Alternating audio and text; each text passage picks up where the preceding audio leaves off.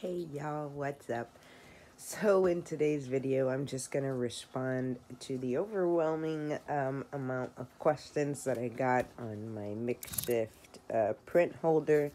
Yes, they will all have drawers that slide because I made them pretty thin, and if I just so happen to lose the print back there, I will have to dig.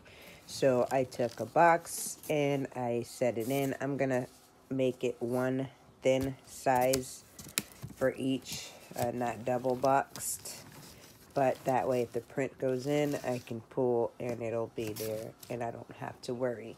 How I got the even spaces, I literally placed this in the middle, then I placed the box, and as you see, it fits perfectly. Then I just took tape, and I'll show you if, 1 second.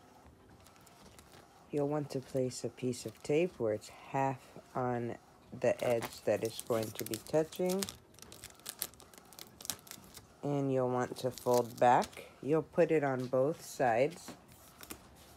Let me move this out of the way. If you fold it back as you're placing it, push it all the way back. Make sure it's even.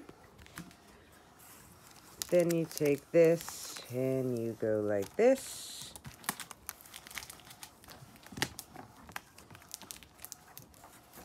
Where it tapes to the side, and you do the same on the other side.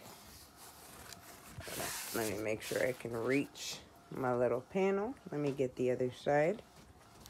Alright, when you've taped all ends, this one's a little weird because I don't have a piece of back on it, but